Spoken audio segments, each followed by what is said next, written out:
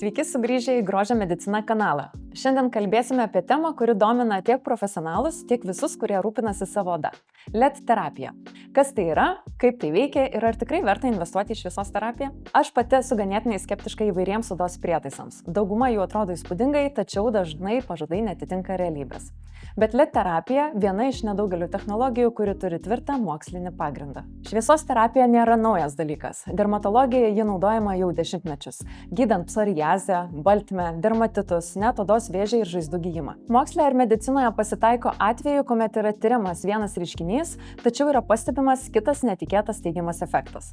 Ta minėjau praeitame video apie retinoidus, kurie pradžioje buvo skiriami spuogų gydyme ir tik vėliau buvo pastebėtas poveikis odos senėjimo procesams lėtinti. Panašią istoriją turime ir su LED šviesa, kuri buvo taikoma ligų gydyme, tačiau buvo pastebėtas teigiamas efektas veikiant prieš odos amžėjimą. Tik pastaraisiais metais LED technologija tapo prieinama ir kosmetologijoje, ir net namuose. Na, o kad geriau suprasti apie šią terapiją ir nepasiklysti tarp tiesos ir mitų, šiandien jums sudėtingus dalykus paaiškinsiu žmonių kalba.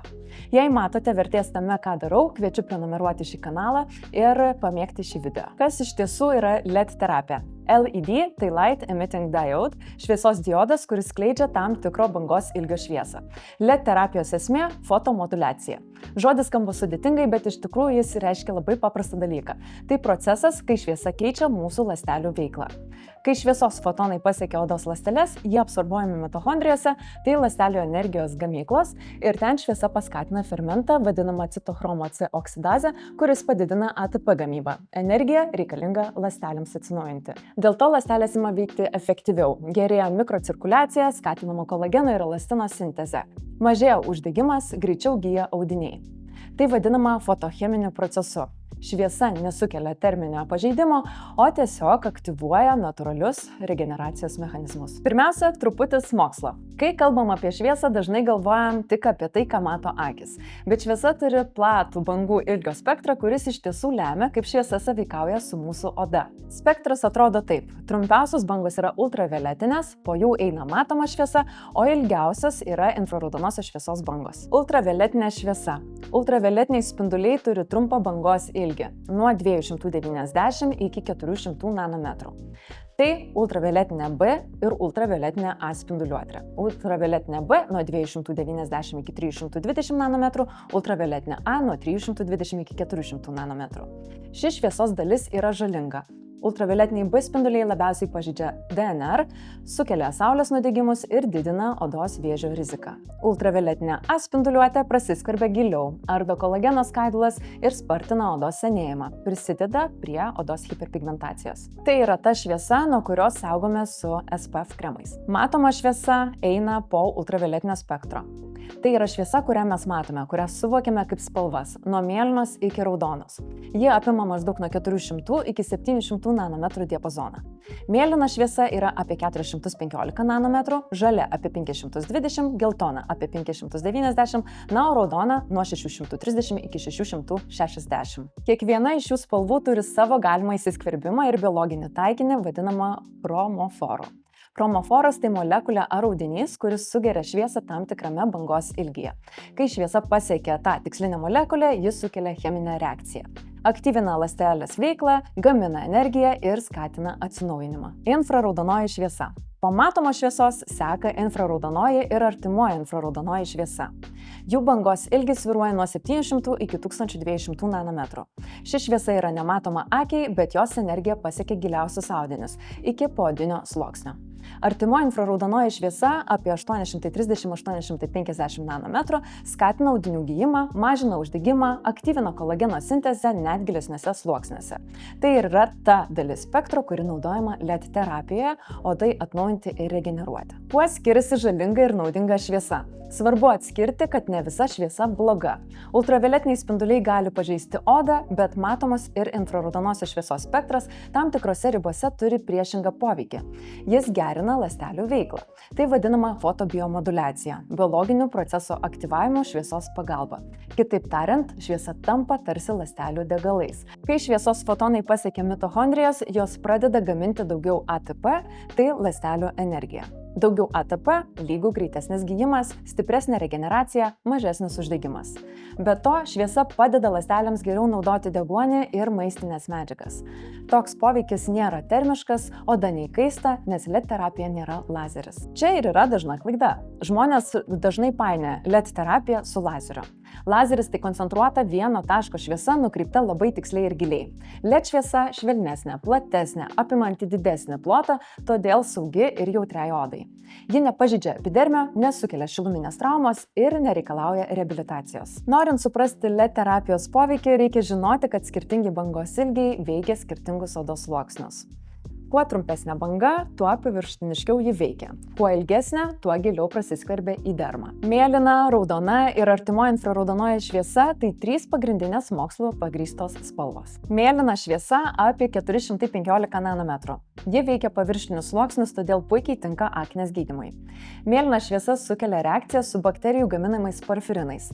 Šie fotochemiškai sunaikina Kutibacterium aknes. Taip mažėja uždegimas, riebalinių liaukų aktyvumas ir bakterijų dauginimas. Tyrimai rodo, kad naudojant mėlyną šviesą 12 savaičių, aknės pažeidimų skaičius sumažėja net iki 80%. Raudona šviesa apie 630 ir 660 nanometrų. Tai viena populiariausių spalvų anti-aging terapijai. Raudona šviesa prasiskverbia giliau ir stimuliuoja fibroblastus gaminti kolageną ir elastiną, taip pagerindama odos stangrumą ir mažindama smulkias raukšleles. Jie taip pat gerina kraujotaką, mažina parūdimą, ramina odą po procedūrų ar saulės poveikio. Artimoji infraraudonoji šviesa apie 830–850 nanometrų. Ji pasiekia giliausius dermos sluoksnius, padeda gijimui, randų mažinimui, stiprina odos atsistatymo mechanizmus. Ši šviesa ypač efektyvi žaizdų gydymui ir uždegiminių ligų mažinimui. Kai kurios LED sistemos jungia kelias bangas vienu metu, pavyzdžiui, mėlyną ir raudoną spalvą kartu. Jos veikia sinergiškai. Mėlyna naikina bakterijas, raudona mažina uždegimą ir gydo audinius. Šių derinių efektyvumas yra įrodytas klinikiniais tyrimais tiek in vitro laboratorijoje, tiek in vivo su žmonėmis. LED terapijos veikimo sritis. Be aknės ir raukšlių mažinimo, LED terapija skiriama ir naudojama šiose srityse. Rožinė, atopinis dermatitas, psoriazė, žaizdų ir randų gijimas, plaukų slinkimas, odos tonuso ir tekstūros gerinimas, net po lazerinių ar injekcinių procedūrų, siekiant greitesnio atsistatymo. Tai ar LED terapija tikrai veikia? Taip, skirtingai nei daugelis namų priežiūros priemonių ar madingų technologijų, LED terapija turi šimtus mokslinių publikacijų parodančių jos efektyvumą. Pavyzdžiui, tyrimai su raudonoja šviesa parodė, kad po 8 savaičių padidėja kolageno sintezė, oda tampa elastingesnė, sumažėja raukšlių gylis, pagerėja bendra odos tekstūra.